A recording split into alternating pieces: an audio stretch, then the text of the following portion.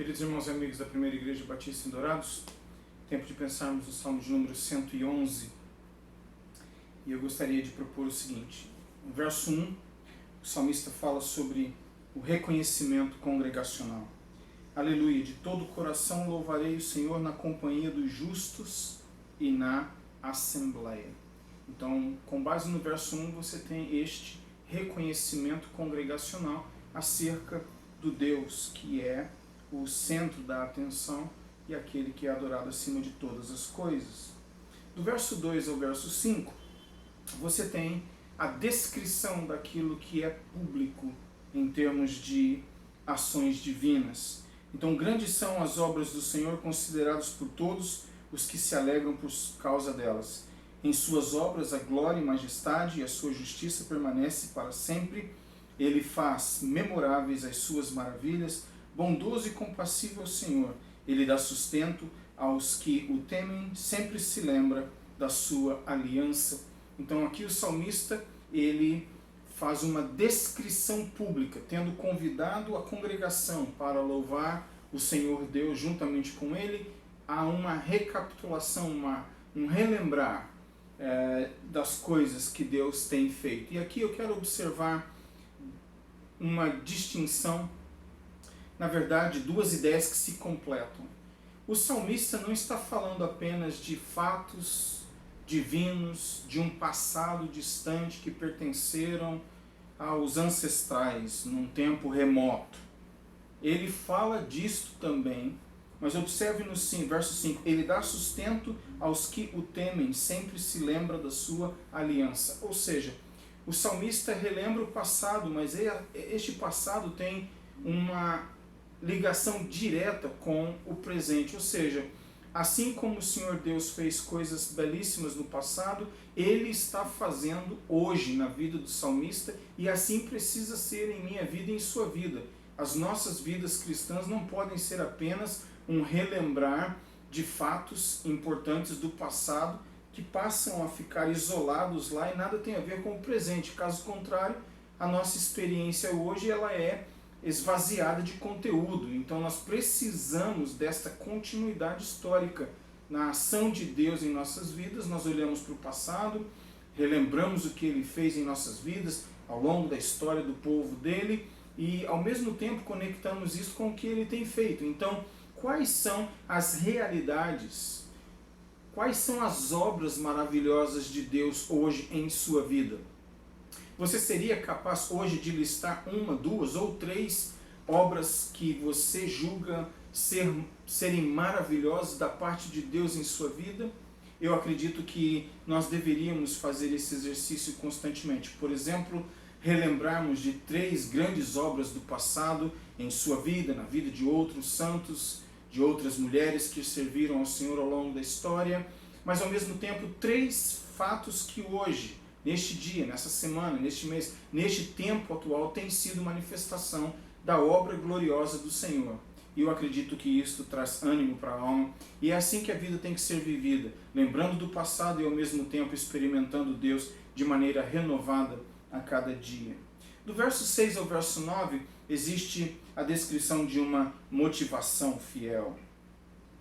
Manifestou ao seu povo o poder das suas obras, dando-lhe a herança das nações. As obras de suas mãos são verdade e justiça, fiéis são todos os seus preceitos, estáveis são eles para todo sempre, instituídos em fidelidade e retidão. Enviou ao seu povo a redenção, estabeleceu para sempre a sua aliança, santo e tremendo é o seu nome. E assim o salmista fala desta motivação fiel da parte de Deus em abençoar o seu povo. E observe que no verso 5 ele faz menção da aliança, no verso 9 ele retoma o mesmo conceito de pacto. Nosso Deus é um Deus de pacto e assim ele honra o compromisso dele com o seu povo. Então o salmista fala dos versos 6 ao verso 9 sobre esta motivação fiel da parte do Senhor Deus em atuar e da parte do salmista em reconhecer que o Senhor Deus é e faz assim para com o seu povo. O verso 10 então termina dizendo: O temor do Senhor é o princípio da sabedoria, revelam prudência todos os que o praticam, o seu louvor permanece para sempre. E assim nós temos que o louvor de Deus, ele é algo contínuo na vida daqueles que obedecem e seguem os preceitos do Senhor.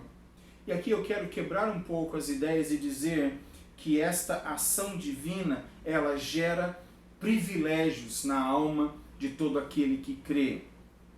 E assim, com base naquilo que nós já falamos, eu posso avançar dizendo, em primeiro lugar, em termos de privilégios para todo aquele que crê, em primeiro lugar isto, que aqueles que creem e experimentam Deus de uma forma real, verdadeira, relevante dia a dia, são aqueles que agradecem por aquilo que pode ser visto. É importante que nós vejamos as obras do Senhor, e isto gera em nós gratidão. Iniciar todo dia com palavras de gratidão, iniciarmos novas etapas em nossas vidas com gratidão de alma, mas agradecendo por aquilo que Deus permite se torne visível, as suas obras maravilhosas em nossas vidas. Em segundo lugar, um outro privilégio, desfrutar do caráter que pode ser experimentado.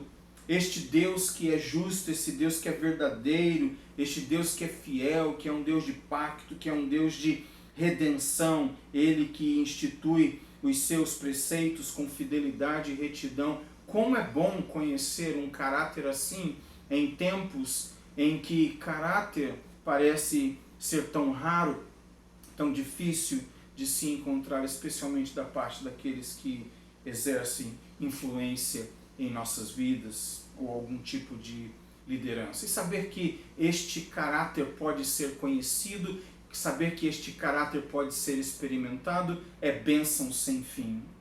Existe também um outro privilégio que é o de confiar na obra redentora e de natureza fiel da parte do Senhor. Saber que Ele nos comprou com sangue precioso, o sangue de Cristo, que não é uma compra temporária. Hoje eu sou dele, amanhã eu deixo de ser. Hoje ele é meu Deus, amanhã ele deixa de ser. A palavra do Senhor diz que na minha instabilidade, na minha fraqueza, em minha natureza pecaminosa, que é pó e ao pó retornará, eu encontro na eternidade, na imutabilidade do Senhor, a minha segurança.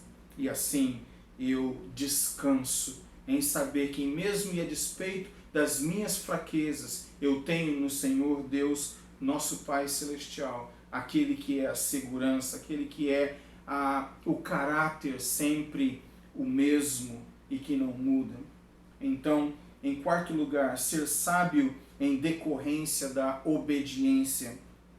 Existe uma pessoa que fez parte do exército norte-americano, ele tem vídeos no YouTube, ele lançou um livro que em inglês o título traduzido é A Liberdade na Disciplina, ou se você preferir, disciplina gera liberdade. Existe o conceito de que se nós vivermos vidas disciplinadas, isto significa que nossas vidas serão em grande potencial, em grande parte legalistas, mas não é verdade.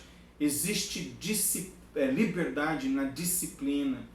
Obviamente o contrário pode ser dito, a disciplina gera esta liberdade de alma, esta liberdade de conduta e assim de ação. E o Salmo diz, o temor do Senhor é o princípio da sabedoria, revelam prudência todos os que o praticam, o seu louvor permanece para sempre. Existe sabedoria quando o temor do Senhor é colocado diante dos nossos olhos e nós reverenciamos. Alguém disse no Reino Unido, alguns anos atrás, nós passamos 20 anos educando pessoas, dizendo que elas nada mais são do que primatas desenvolvidos. E depois nos surpreendemos que na fase adulta eles ajam como animais. E a pessoa que disse isso perguntou por que nós ficamos surpresos ensinando uma geração inteira que eles nada mais são do que um processo da evolução, que são primatas melhorados, e quando eles se comportam de maneira animalesca, de maneira bruta, de maneira ignorante, nós nos surpreendemos. tiramos Deus da equação, porque isso parece uma utopia, uma bobagem tão grande, e no final das contas estimulamos pessoas a viverem uma realidade e depois nos surpreendemos com as consequências daquilo que nós, com tanta veemência e força, ensinamos.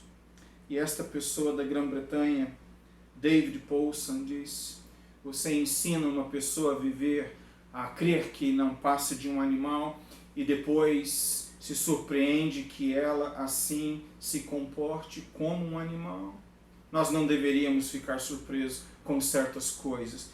Mas o ponto que eu quero estabelecer é este: o temor do Senhor é o princípio da sabedoria, e nós devemos viver vidas sábias que expressam a presença e a glória do Senhor Deus. Ainda que lá não tenhamos chegado ainda assim permanece o desafio. O apóstolo Tiago, no capítulo 3 de sua epístola, no verso 17, diz: se alguém tem falta de sabedoria, peça a Deus, que lhe concederá com generosidade, sem lançar no rosto, sem causar constrangimento. Ele tem prazer em conceder sabedoria àqueles que buscam sabedoria. E assim nós temos no verso 2 uma outra grande realidade para aqueles que creem. Grandes são as obras do Senhor, consideradas por todos os que se alegram por causa delas. E assim, o Salmo me incentiva no verso 2 a identificar as bênçãos do Senhor, porque ele diz: grandes são as obras do Senhor. Eu quero identificar as obras do Senhor na história e na história da minha vida. Eu quero ter história para contar com Cristo. Mas não somente isto, eu quero considerar, eu quero estudar, eu quero analisar esses atos divinos do passado e no presente e encontrar significação de alma para mim. E por fim, de tudo isso, obviamente, desfrutar. Grandes são as obras do Senhor consideradas por todos, os que se alegram por causa delas. As obras existem, eu medito nelas, e porque elas existem, eu também desfruto em reflexão acerca do que elas são e como elas impactaram e ainda influenciam minha vida, e espero a sua vida também. Em outras palavras, nós temos que ter história para contar com Cristo, e eu espero que a nossa história seja uma história repleta de sabedoria espiritual, de termos da parte de Deus coisas maravilhosas acerca das quais possamos nos exultar e assim nos alegrarmos profundamente. Eu quero chamar sua atenção finalmente para 1 Coríntios, o capítulo 1 e o verso 24. Mas para os que são chamados, tanto judeus como gregos, Cristo é o poder de Deus e a sabedoria de Deus. E o meu desejo é que, tanto para um quanto para outro, Cristo seja o poder e a sabedoria, a fonte inesgotável de bênçãos e a sabedoria, o entendimento para disto desfrutarmos. E que para este fim o Deus Trino de Israel nos ajude. Tenha um dia abençoado e até a próxima.